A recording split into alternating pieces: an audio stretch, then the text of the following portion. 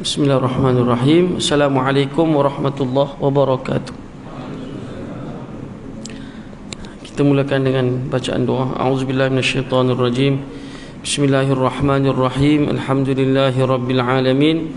Wassalatu wassalamu ala asyrafil anbiya'i wal mursalin wa ala alihi wa ashabihi ajma'in. Rabbana shrah lana sudurana wa yassir lana umurana واحلل عقدة من ألسنتنا يفقهوا أقوالنا ربنا يسر ولا تعسر ربنا تمم لنا بالخير ربنا زدنا علما وارزقنا فهما وصلى الله على سيدنا محمد وعلى آله وأصحابه أجمعين والحمد لله رب العالمين آمين. الحمد لله وبه نستعين والصلاة والسلام على رسوله الكريم Sayyidina Muhammad wa ala alihi wa ashabihi ajma'in. Subhanaka la ilma lana illa ma 'allamtana innaka antal alimul hakim. La haula wa la quwwata illa billahil aliyyil azim. Amma ba'd. Pertama sekali kita panjatkan syukur kepada Allah Subhanahu wa taala atas limpah rahmatnya pada malam ni dapat kita bertemu sekali lagi. Moga-moga Allah Subhanahu wa taala merahmati pertemuan kita insya-Allah. Baik, muslimin dan muslimat, ibu ayah yang dirahmati Allah Subhanahu wa taala, kita sambung perkongsian kita daripada kitab Al-Kabair, dosa-dosa besar. Setakat yang saya duk cari ialah pada tajuk banyak melaknat ataupun mencela orang lain. Saya tak pasti tajuk ni sudah pun kita lalui ataupun belum, tapi sebab itu kan yang saya sebutkan, rumah saya kena banjir tu, jadi kitab pun berenang sekali. Jadi saya pun yang ada dekat saya ni hanyalah PDF yang kita tanda tajuk yang paling akhir sebelum ini, yang saya kira inilah tajuknya. Saya dah ulang kaji tengok, saya rasa ini tajuknya, tak sampaikan lagi. Tapi kalaulah kata sudah dikongsikan tajuk ni, anggaplah sebagai orang kata apa, peringatan yang diulang-ulang lah. Idza takarrara taqarrara, bila diulang maka dia akan melekat, ingatlah insya-Allah. Baik tuan-tuan dan puan-puan, ibu ayah yang dirahmati Allah Subhanahu wa taala, ini saya ambil daripada dosa besar yang ke-44 mengikut susunan kitab ini. Ada sedikit bezalah dengan kitab yang asal yang kita kongsikan sebelum ini, sebab penerbitnya berbeza. Tapi saya tengok dari sudut penterjemahan dan juga olahan itu tidaklah jauh beza dengan yang ada sebelum ini. Ala kulli hal, kita ambil daripada dosa besar yang ke-44, iaitu banyak melaknat, ataupun dengan istilahnya al-la'an, orang yang banyak melaknat lah. Baik, Nabi SAW menyebutkan dalam sebuah hadis, sibabul muslimi fusuqun wa qitaluhu kufrun. Mencela seorang muslim itu suatu kefasikan dan membunuhnya itu suatu kekafiran. Ini kata Nabi SAW. Maknanya sesuatu yang menjadi dosa besar apabila seseorang muslim itu mencela saudara muslimnya yang lain dengan celaan-celaan yang tidak sepatutnya dan juga tidak sewajarnya. Kita ambil secara umum dulu, nanti dia akan bahaskan secara terperinci. Secara umumnya maknanya seorang muslim tidak boleh mencela saudara semuslimnya. Ini juga disokong dengan hadis riwayat Imam Muslim, al-muslim akhul muslim. Seorang muslim itu ialah saudara kepada muslim yang lain. Hadis yang lain Nabi SAW menyatakan, al-muslimu man salimal muslimuna min lisanihi wa yadihi.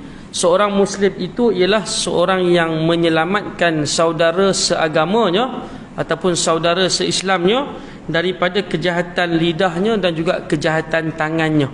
Ini yang disebutkan oleh Nabi SAW. Saya kongsikan satu ayat Al-Quran untuk kita jadikan sebagai panduan untuk kita, yang mana Allah Subhanahu wa taala berfirman dalam surah An-Nur, ayat yang ke-19 ataupun ayat yang ke-20. Firman Allah, innal ladzina yuhibbuna an tashi'al fahishatu fil ladzina amanu lahum adzabun alimun fid dunya wal akhirah wallahu ya'lamu wa antum la ta'lamun. Sesungguhnya orang yang suka menyebarkan kejahatan di kalangan orang-orang yang beriman, bagi mereka itu adalah azab yang sangat pedih. Jadi Allah Ta'ala menjanjikan kepada mereka ini azab yang sangat pedih fid dunya wal akhirah, di dunia dan juga di hari akhirat. Oleh sebab itu, seseorang yang boleh mengaibkan saudara seagamanya itu akan dilaknat oleh Allah. Mengaibkan, mencela dan sebagainya. Kalau kita nak kaitkan dengan satu sudut yang lebih besar, dalam surah An-Nur Allah Subhanahu wa taala menyatakan juga ayat-ayat yang sebelum itu berkenaan dengan mereka yang melemparkan sesuatu tuduhan kepada seseorang wanita beriman yang tidak melakukan sebarang dosa zina yang dimaksudkan, lalu mereka itu tidak membawakan 4 orang saksi. Ini dalam hukum qadhaf yang tuan-tuan pun sudah maklum. Maka Allah Ta'ala kata fajliduhum thamanina jaldah, maka rotanlah mereka sehingga 80 kali. Thamanina jaldah, itu ayat tentang qadhaf. Maknanya apa? Tidak boleh menyakiti seorang muslim ataupun muslimah yang lain, mengaibkan, mencela dan sebagainya. Ini secara umum kita maksudkan bahawa tak boleh langsung disentuh maruah seorang muslim tu. Jangan dikacau, jangan dihina, jangan dicerca, jangan dicaci. Macam mana dia pun, nanti dia akan bahaskanlah, ada beberapa pengecualian yang akan dia sebutkan. Baik, oleh kerana orang yang melakukan tuduhan-tuduhan, melemparkan tuduhan-tuduhan yang palsu kepada orang lain dengan tuduhan zina dan sebagainya, maka mereka itu jika tidak membawa saksi yang diminta oleh agama ini, Allah Ta'ala menyatakan anna la'natallahi alaih in kana minal kadhibin. Allah Ta'ala melaknat mereka. Jadi laknat Allah tak samalah dengan laknat seorang manusia, kan? Celaan Allah tak sama dengan celaan manusia. Kalau kita kata orang tu dengan istilah yang mungkin kita biasa dengar orang sebut celaka, itu pada satu ungkapan saja, tapi belum tentu orang tu celaka, tuan-tuan. Orang tu tidak akan ditimpa dengan apa-apa celaka pun.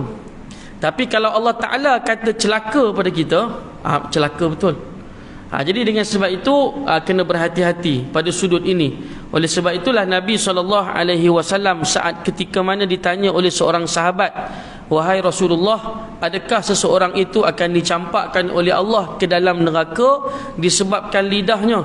Maka Nabi SAW kata, thakilatka ummuk, kan? Kalau bahasa kita ni lembut sikitlah saya terjemahkan, teruk sungguhlah hang ni, kan? Nabi sebut seseorang itu akan dicampakkan oleh Allah Subhanahu wa taala disebabkan hasaidu alsinatihim, kerana hasil daripada mulut-mulut mereka ataupun lidah-lidah mereka. Jadi banyaknya seseorang itu dicampakkan oleh Allah ke dalam api neraka adalah kerana lidah yang mereka tidak pelihara. Ini juga banyak kalilah kita ulang hadis berkenaan man kana yu'minu billahi wal yaumil akhir falyaqul khairan aw liyasmut. Barang siapa yang beriman dengan Allah dan hari akhirat, maka hendaklah dia bercakap dengan percakapan yang baik ataupun dia diam. Ini hadis yang selalu kita ulang. Baik, tuan-tuan yang dirahmati Allah, kembali kepada perbahasan kita daripada dosa besar orang yang melaknat ini. Nabi sebut dengan hadis yang pertama tadi, mencela seorang muslim itu suatu kefasikan. Maknanya kita yang mencela seorang muslim yang lain, kita ni disebut oleh Nabi sebagai orang yang fasik. Fasik ni apa dia, tuan-tuan? Fasik ni kalau nak didefinisikan ialah orang yang tidak bertaubat daripada dosa besar dan dia seringkali melakukan dosa-dosa kecil ataupun berterusan melakukan dosa-dosa kecil. Ini orang fasik. Nabi sebut mereka itu adalah orang fasik dan membunuhnya itu suatu kekafiran. Itu dalam bab bunuh lah. Kita dah bahaskan dalam dosa besar yang sebelum ini berkenaan dengan dosa besar membunuh, qatlun nafsi. Baik, Imam Al-Bukhari rahimahullahu taala meriwayatkan bahawa beliau ataupun baginda Nabi SAW bersabda, la'nul mu'mini ka qatlih. Ini hadis riwayat Imam Bukhari. Melaknat seorang muslim itu sama dengan membunuhnya. Sama dengan membunuhnya. Jadi seolah-olah benda ni sangat besar tuan-tuan, tapi tidak diambil endah oleh kita. Dikarenakan permusuhan kumpulan-kumpulan tertentu, maka bergaduh sama sendiri, bertengkar dengan pertengkaran lidah. Bermula dengan lidah, akhirnya ataupun nanti hujungnya diakhiri dengan senjata. Tapi benda tu tak berlaku kat tempat kita dengan senjata ni. Dia berlaku di negara-negara Arab lah, negara-negara yang bergolak.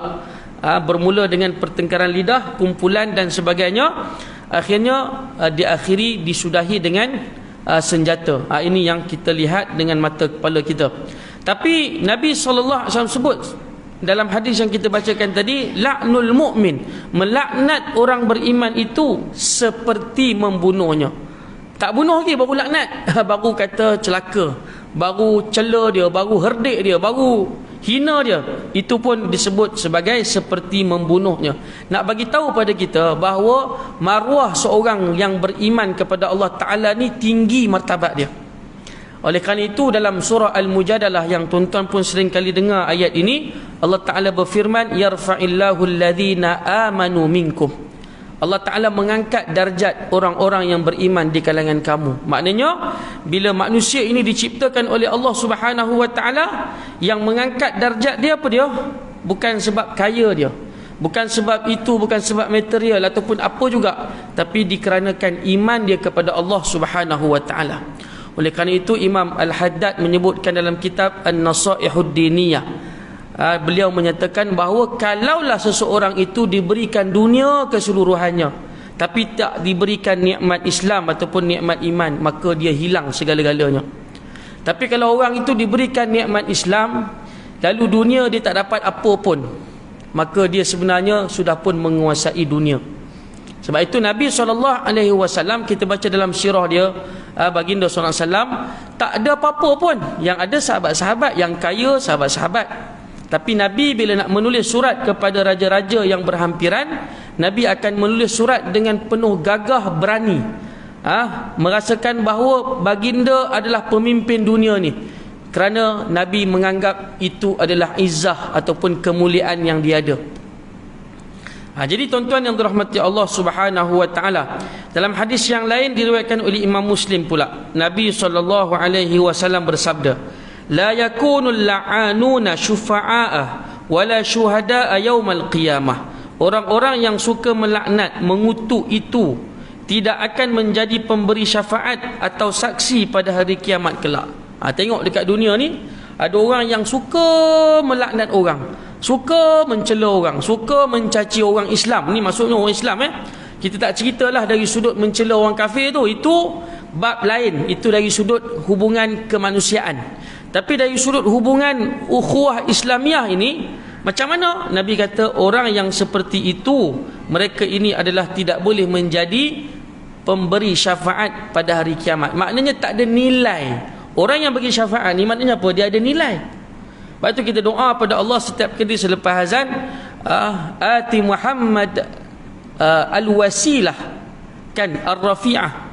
Kita minta, ya Allah berikan kepada baginda sallallahu alaihi wasallam al-wasilah dan juga ar-rafi'ah. Maknanya wasilah ni apa dia? Sama kalau kita tengok dalam terjemahan dia, dia kata wasilah itu adalah rafi'ah, kedudukan yang tinggi dan terpuji. Maknanya ada nilai di sisi Allah Subhanahu Wa Ta'ala. Bila Nabi Muhammad diberikan nilai yang tinggi di sisi Allah, pada hari kiamat nanti Nabi Muhammad boleh memberikan syafaat. Kan, sebab itu berbondong-bondong manusia pergi jumpa Nabi Adam dalam hadis riwayat Imam Muslim. Nabi Adam tolak, pergi jumpa Nabi Musa, Nabi Musa tolak, pergi jumpa Nabi Isa, Nabi Ibrahim tolak, pergi jumpa Nabi Isa, Nabi Isa tolak. Ni 5 Nabi ulul azmi. Akhirnya jumpa yang kelima, iaitu Rasulullah sallallahu alaihi wasallam, barulah Nabi dapat memberikan syafaat. Nak bagi tahu nilai seseorang itu di sisi Allah Subhanahu Wa Ta'ala, dia dapat memberikan syafaat pada orang lain. Kan, kalau kita jumpa YB, tuan-tuan ajak saya pergi jumpa mana-mana orang, dakwah kalau YB jumpa orang ni nampak macam salah guna kuasa pula tuan. Jumpa orang tertentu, ialah kita pun kadang-kadang nak minta juga bantuan dia kan. Kok ada kenalan, mudah sikitlah nak recommend. Tu orang kata apa? Tolong recommend lah kan. Tapi kalau tengok muka kita ni atas bawah hang, siapa aku tak kenal hang ni kan, tak ada nilai. So dia kata tak apalah, ikut line lah kan. Itu contoh nak bagi tahu, kata kalau ada nilai maka cepatlah. Tanda tangan pun kalau orang yang ada nilai, tanda tangan je pop akan diterima pakai. Tapi kalau orang tak ada nilai, pergi mengadu, mengalir air mata sekalipun, kalau tak ada nilai akan ditolak. Baik itu mereka yang selalu melaknat ini tidak ada nilai, maka tak mampu untuk bagi syafaat. Syafaat ni maksudnya apa? Bantuan, pertolongan, itu maksud syafaat. Orang-orang yang diberikan syafaat ataupun diberikan kemampuan untuk memberikan syafaat ialah orang-orang tertentu seperti baginda sallallahu alaihi wasallam, penghafal Al-Quran, para syuhada dan sebagainya. Seperti mana yang disebut oleh Nabi SAW lah. Bukan minti baik semua boleh bagi syafaat tak kan. Jadi tuan-tuan yang dirahmati Allah, wala syuhada yaumal qiyamah, dan mereka ini tidak boleh menjadi saksi pada hari kiamat. Saksi maksudnya apa? Tuan-tuan yang dirahmati Allah, dalam Al-Quran Tuhan sebut apa? Wa qul i'malu fasayarallahu amalakum wa rasuluhu wal mu'minun wa saturadduna ila alimil ghaibi wasyahadah fayunabbi'ukum bima kuntum ta'malun. Pada hari kiamat nanti, ataupun Allah Ta'ala sebut dalam Al-Quran, katakanlah oleh engkau ya Muhammad, i'malu, bekerjalah. Allah Ta'ala pasti akan melihat amalan kamu. Allah akan lihat, orang beriman, Rasul akan melihat, orang beriman pun akan melihat. Kenapa Allah Ta'ala sebut Allah melihat, Rasul melihat, orang beriman melihat? Sebab dengan amalan yang kita buat nanti di hari kiamat, Allah Ta'ala menjadi saksi, ya betul, Fulan bin Fulan dia memang selalu beribadat kepada aku pada waktu malam. Allah Ta'ala jadi saksi. Dalam masa yang sama Rasul juga menjadi saksi. Rasul, wahai Muhammad, begini. Ya, aku bersaksi bahawa orang ini telah mengikut sunnah aku. Orang beriman pun boleh jadi saksi. Panggil saya Azrin, betul ke? Contohlah kan, Azrin, betul ke? Tuan Haji ni begini baik dia. Ya, saya menjadi saksi, ya Allah, orang ini begini. Maknanya saya ada nilai tak di sisi Allah ketika mana dipanggil oleh Allah untuk menjadi saksi pada suatu perkara yang penting, melibatkan syurga neraka orang tu. Maknanya saya ada nilai. Tapi pada mereka yang disebutkan dengan sebagai al-la'anun, suka melaknat orang, mencaci orang Islam yang lain, dia tak boleh bagi syafaat, dia tidak boleh menjadi saksi. Maksudnya hang tak ada nilai apa-apa, duduk tepi lah. Itu yang disebutkan oleh Nabi sallallahu alaihi wasallam. Baik. Dalam hadis yang lain, la yanbaghi li siddiqin an yakuna la'anan. Tidak pantas ataupun tidak wajar seorang yang jujur itu menjadi seorang yang banyak melaknat. Nampak baik, soleh, tapi mulut dia bukan main-main tuan-tuan. Dia ni orang duduk dengan dia tak rasa aman, bahkan orang akan lari daripada dia. Orang yang seperti ini Nabi kata la yang bari, dia baik macam mana pun tak boleh jadi. Okey, laisal mu'minu bi ta'anin wala bi la'anin wala al-fahishil badhi. Seorang mukmin itu bukanlah seorang yang banyak mencela, banyak melaknat, buruk akhlaknya, dan bukan pula seorang yang suka mengucapkan kata-kata kotor. Ini seorang yang mukmin. Main bola sikit, main futsal sikit, kena tendang sikit, pup, keluar. Tuan-tuan tak percaya, pergilah tengok budak-budak muda main futsal.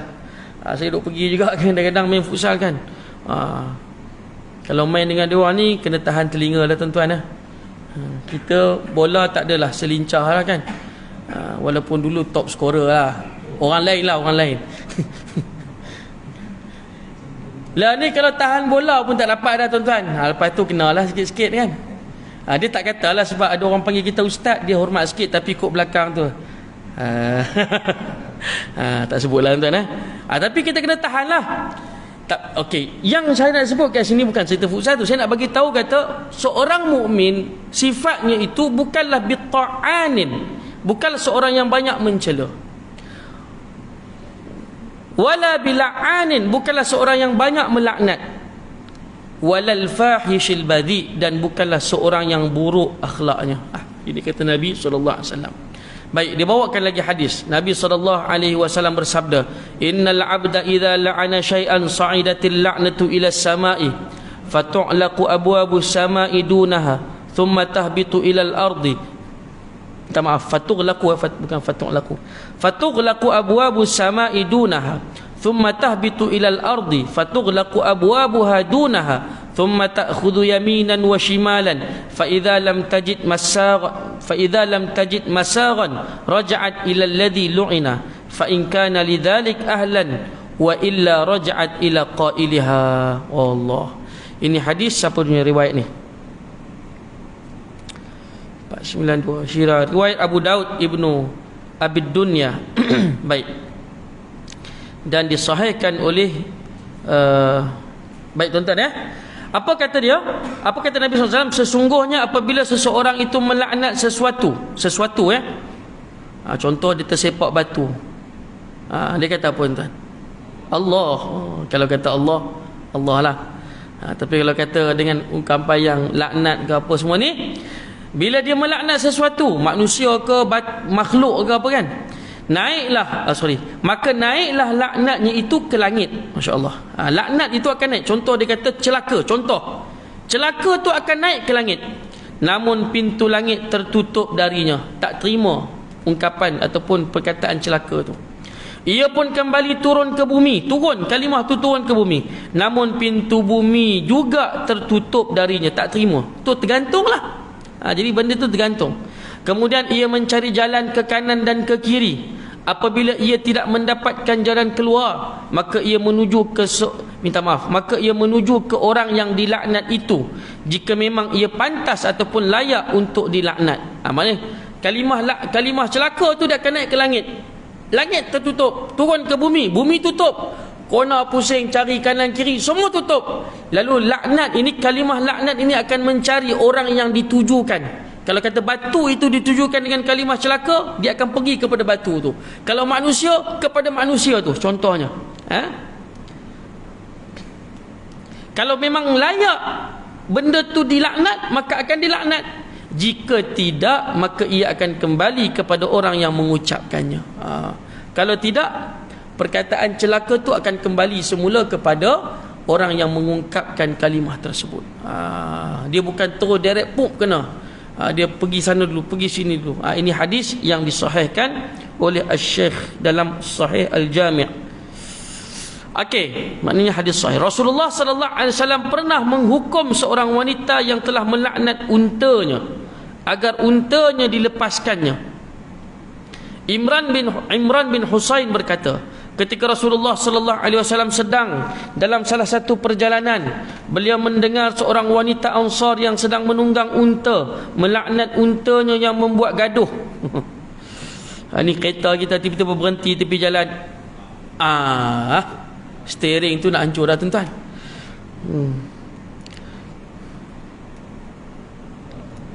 Beliau bersabda, ambillah barang-barang yang ada di punggung unta itu dan biarkanlah ia lepas, sebab ia sudah dilaknat.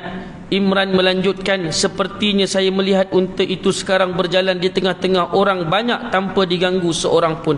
Maknanya disebutkan kepada lepaslah, dah hang laknat dia, hang kata kat dia kan, kalau kita marah kita pun dia merajuk kat tuan-tuan. Orang tua-tua kata bukan betul pun dia kata kereta ni raja rosak, lepas tu dia pun laknat kereta dia kan. Start tak boleh, macam mana tuan? Dia merajuk, tuan-tuan kata dia merajuk. Orang tua-tua kata, tapi jangan percaya tu Baik, ni nak bagi tahu bahawa kalau kau dah laknat dia, main kau tak suka kat dia, lepaskan dia, bebaskan dia. Abu Hurairah radhiyallahu taala anhu berkata, Nabi SAW bersabda, inna arbar riba istitalatal mar'i fi ardi akhihi muslim. Oh, ini kenapa boleh sampai ke situ? Ini hadis lain ni. Oh, betul. Baik, Nabi kata apa? Sesungguhnya riba yang paling berat, riba. Kita sebut riba ni benda dosa lah tuan-tuan. Sebut riba tahu semua orang tahu. Riba tu adalah satu benda yang dosa ataupun satu perbuatan dosa, satu muamalah berdosa. Sesungguhnya kata Nabi, riba yang paling berat, maksudnya dosa yang berat adalah perbuatan seorang Muslim yang mencemarkan kehormatan saudaranya sesama Muslim. Baik. Sekarang ni dia nak bawa pada kita laknat-laknat yang disebutkan oleh Allah dalam Al-Quran. Ada orang kata, Allah pun laknat, kenapa aku tak laknat? Kan? Allah pun laknat, kenapa aku tak laknat? Baik. Dia nak jelaskan pada kita. Allah Ta'ala berfirman dalam Al-Quran, ala la'natullahi ala zalimin. Ingatlah kutukan Allah ditimpakan atas orang-orang yang zalim. Kemudian Allah Ta'ala sebut lagi, thumma nabtahil fanaj'al la'natallahi ala al-kadibin. Kemudian marilah kita bermubahalah kepada Allah dan kita minta supaya laknat Allah ditimpakan kepada orang yang dusta. Ini tentang mubahalah. Kita pun tahu, tak puas hati ajak mubahalah. Baik, itu laknat-laknat Allah. Beberapa hadis sahih menyebutkan bahawa Rasulullah sallallahu alaihi wasallam bersabda, melaknat orang-orang yang melakukan amalan tertentu. Di antaranya Nabi sebut dalam hadis, la'anallahu akilar riba wa mukilahu wa syahidahu wa katibahu. Allah melaknat orang yang makan riba, wakilnya, saksinya dan penulisnya. Dalam hadis yang lain Nabi sebut, la'anallahu al-muhallil wal muhallal lahu. Allah melaknat muhallil dan muhallal lahu. Ini kita pernah bahaskan tajuk muhallil ni, iaitu dengan istilah kasar dia apa dia tuan-tuan? Cina buta. Istilah kasar dia, tapi itu istilah yang dah tak diguna pakai ini. Istilah orang yang menghalalkan perkahwinan seseorang yang sudah pun bercerai dengan talak 3. Muhallil. Allah Ta'ala melaknat muhallil. Baik. Jadi disebut dalam hadis-hadis tentang Allah laknat, Allah laknat, Allah laknat. Baik, dalam hadis yang lain juga, la'anallahu al-wasilah wal mustawsilah wal washimah wal mustawshimah wan namisah wal mutanammisah. Allah melaknat orang yang menyambung rambutnya. Ini di antara mereka yang melakukan amalan-amalan yang tercela lah, yang dilaknat oleh Allah Subhanahu wa taala. Orang yang menyambung rambutnya, memakai sanggul. Maknanya rambut pendek tapi nak tayang, kata bagi orang nampak nampak teringin kan, dia pun pakai sanggul bagi nampak tinggi. Ini antara contoh-contoh jahiliah yang disebutkan oleh Nabi sallallahu alaihi wasallam dalam hadis-hadis yang lain lah. Tak apa, kita bukan nak bahas kat situ. Nak bagi tahu, kata ada kalimah laknat yang disebutkan oleh Nabi sallallahu alaihi wasallam, ya. Orang yang menyambungkannya, orang yang mentatu tubuhnya, okey, dan orang yang menerima tatu, dan orang yang membuat tatu, orang yang mencabut bulu alisnya, dan orang yang mencabutkannya. Dia bagi orang lain cabut. Contoh macam lelaki, dia cukur bulu betis, kan? Dan orang yang buat kerja cukur tu tak sepatutnya dibenarkan, kan, sebab dia boleh menyerupai jantina yang lain. Jadi dekat sini hadis-hadis ni itu menceritakan tentang laknat Allah Subhanahu wa taala. Banyak lagi lah tuan-tuan, disebutkan oleh Nabi sallallahu alaihi wasallam tentang laknat. Allah Taala melaknat orang yang menyerupai wanita yang menyerupai laki dilaknat oleh Allah Subhanahu wa taala. Semua itu dengan kalimah laknat. Baik. Juga bahawa Rasulullah sallallahu alaihi wasallam telah melaknat wanita yang meratapi mayat dengan istilah an-niyahah. Ada suami mati, ada bapa mati. Ni zaman jahiliah lah. Di tempat kita ni pemerhatian kita jarang. Orang-orang perempuan kita ni yang meratap kematian sampai pukul-pukul pipi ni tak ada. Tapi kalau di tanah Arab ada. Di tempat saya belajar di Yaman ada perangai macam ni. Jadi perangai di ataupun pada agama-agama lain selain Islam, macam orang Allahumma salli ala Muhammad, Korea Utara dulu kita pernah tengok kan, masa dia punya presiden bapa dia mati tu, semua diturunkan daripada bas persiaran pergi ke tugu dia, kemudian pakak-pakak menangis, pukul-pukul pipi, kan, sambil diperhatikan oleh tentera. Siapa yang tak menangis tu tak tahulah kenapa, denda dia kan. Ini maknanya dilaknat oleh Allah, dilaknat yang disebutkan oleh Nabi SAW, dilaknat. Orang itu dilaknat. Okey. Orang yang menggunduli kepalanya kala ditimpa musibah, pukul kepala. Oh tak tahan ni musibah kan. Nauzubillah tuan-tuan rumah terbakar ke apa juga musibah. Okey. Dan yang mengkoyak-koyakkan pakaiannya ketika mengalami musibah. Rasulullah sallallahu alaihi wasallam melaknat juga antara yang lain mereka yang dilaknat oleh Rasulullah sallallahu alaihi wasallam ialah orang-orang yang dikatakan sebagai tukang-tukang gambar. Al-musawwir. Tukang gambar ni tuan-tuan jangan bayangkan gambar macam hari ni. Dia gambar yang menyerupai bentuk yang boleh disentuh dan boleh dipuja. Itu yang berlaku pada permulaan terpesongnya kaum Nabi Nuh alaihi salam. Disebutkan oleh Allah Subhanahu wa taala Yaghutha dalam surah Nuh lah, tuan-tuan boleh tengok Baik.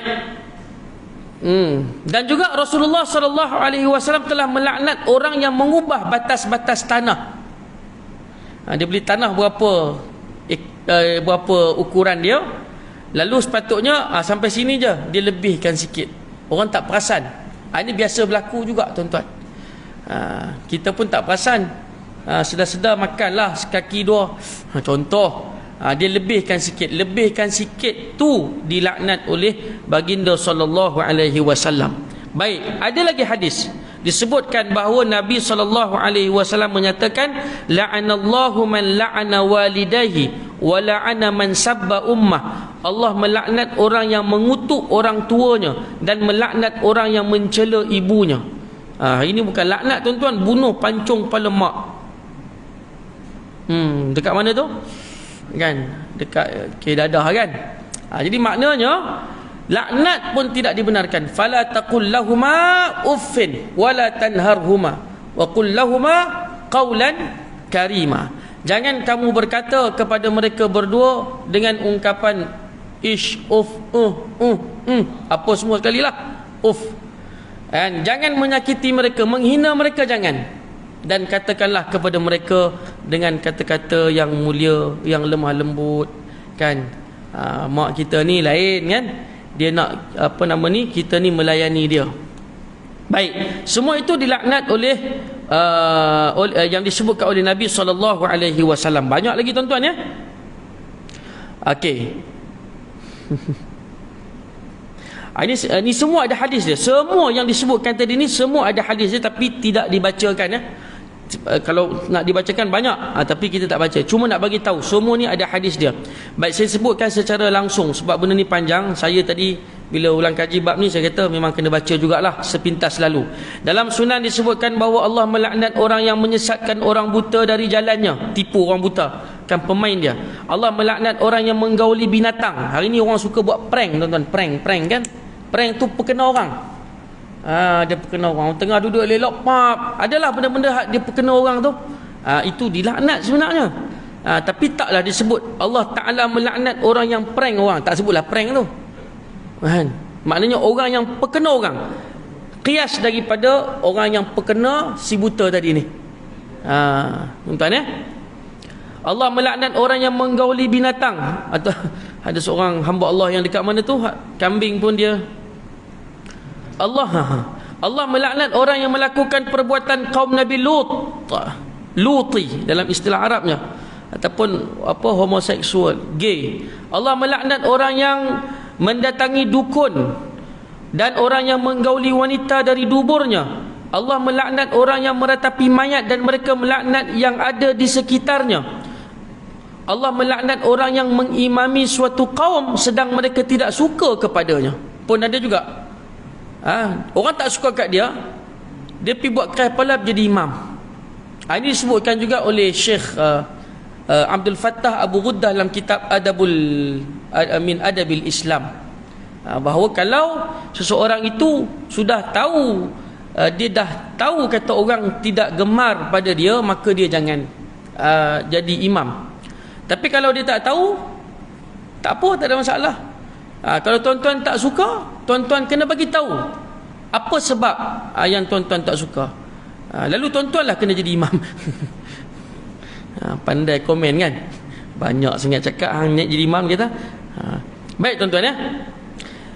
Allah melaknat wanita yang tidur sedangkan suaminya benci ataupun marah kepadanya. Ini perbahasan panjang ni, orang wanita dia tak suka sangat ni. Dia kata perbahasan kat sini panjang Ustaz, jangan tinggal macam ni je. Okey. Allah melaknat orang-orang yang mendengar azan namun ia tidak menjawabnya. Menjawab ni ada dua maksud. Pertama, tak jawab laungan azan, Allahu akbar, Allahu akbar, Allahu akbar, Allahu akbar.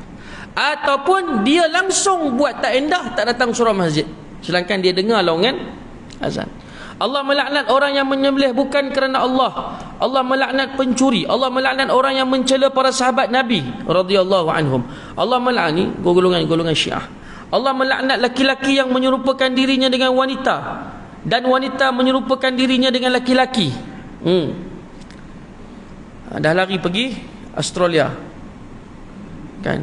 Dalam keadaan kalau dia tak bertaubat, dilaknat oleh Allah Subhanahu wa taala. Baru ni yang tuan-tuan baca berita, dia cucuk pinggul dia, laki cucuk pinggul di hotel, lalu ditemui mati pada jam 3 petang. Pondan, tapi gagah cucuk apa kan. Allah melaknat laki-laki yang memakai pakaian wanita walaupun dalam keadaan berlakon. Ini tegas tuan-tuan ya, walaupun dalam keadaan berlakon. Juga Allah melaknat orang yang membuat kotorannya di jalan umum. Allah melaknat wanita yang tidak pakai inai, yang tidak memakai inai dan mencelak. Ini perbahasan panjang tuan ya. Allah melaknat orang yang merosak hubungan antara suami dengan isterinya atau antara budak dengan tuannya, bagi bergaduh laki bini. Ini banyak tuan ya. Laki bini bercerai sebab orang lain, bukan sebab dia, sebab orang lain. Banyak ni, nak baca semua ke? Jenuh tuan-tuan. Saya tengok lagi 2 minit. Tak apa noh, saya baca je. Allah melaknat orang yang menahan pembayar zakat. Allah melaknat orang yang menasabkan diri kepada selain ayahnya. Allah melaknat orang yang, sebab tu tak boleh bin kepada bin orang lain ataupun bin bapa lain. Allah melaknat orang yang Allah melaknat orang yang memberikan syafaat atau memintakan syafaat dalam salah satu hukum Allah, hudud, ketika kesnya sudah ditangani oleh hakim. Maknanya dia minta perkiraan di belakang. Walaupun sudah diputuskan orang itu kena hukuman hudud, tapi dia ada perbincangan lain. Allah melaknat wanita yang meninggalkan tempat tidur suaminya sampai ia kembali. Ini semua ada hadis, semua ada nota kaki, ada hadis, tapi tidak dibacakanlah. Allah melaknat kedua pelaku homoseks. Allah melaknat khamar. Allah Ta'ala melaknat peminumnya. Allah Ta'ala orang yang memberi minum, orang yang menjualnya, orang yang membelinya, orang yang memerasnya, orang yang diperaskan, orang yang membawanya, orang yang dibawakan, orang yang memakan harganya, dan orang yang menunjukkan kepadanya. Baik, ini tentang laknat Allah kepada hamba dia.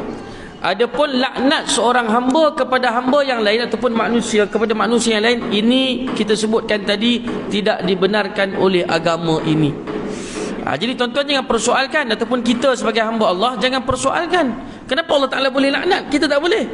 Itu Allah. Jadi tuan-tuan yang dirahmati Allah Subhanahu wa Ta'ala, berkenaan dengan hal ini, kesimpulan yang boleh kita buat iaitu seseorang Muslim tidak dibenarkan melaknat ataupun mencela, menjatuhkan maruah seorang Muslim yang lain. Pokok pangkalnya hadis yang kita bacakan di awal tadi, apa dia? Al-muslimu man salimal muslim ataupun man salimal muslimuna min lisanihi wa yadihi. Seorang Muslim yang baik ialah orang Muslim yang menyelamatkan orang Islam lain daripada kejahatan tangannya dan juga kejahatan lidahnya.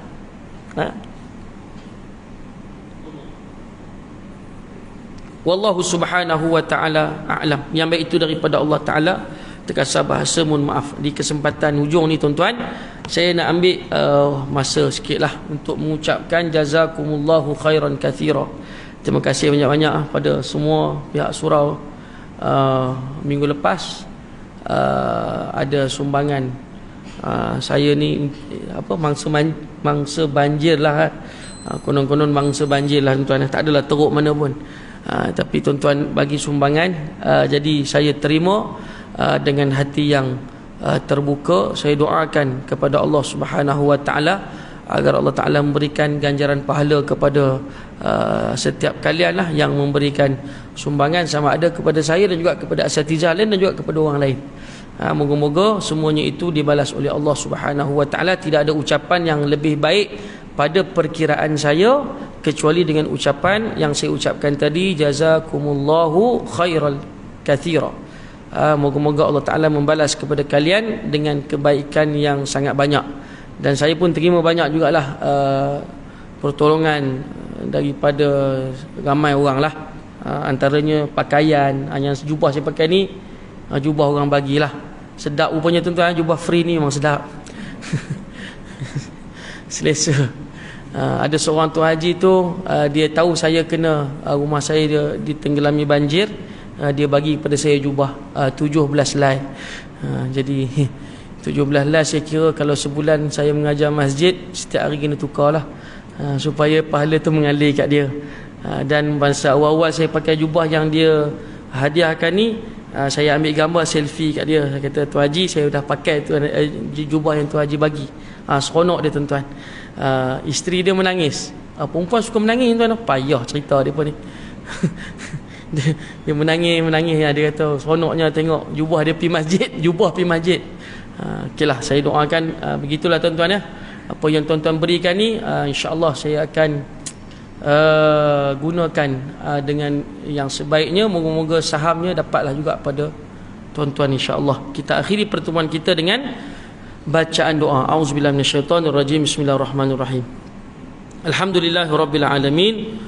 Wa sallallahu ala sayyidina Muhammad wa ala alihi washabihi ajma'in. Allahumma anfa'na bima 'allamtana wa 'allimna mimma yanfa'una wa zidna 'ilman warzuqna fahma. Alhamdulillahi ala kulli hal wa na'udzu bika min ahwali ahli an-nar. Wa sallallahu ala Muhammad wa ala alihi wa ashabihi ajma'in. Walhamdulillahi rabbil alamin. Amin. Assalamualaikum warahmatullahi wabarakatuh.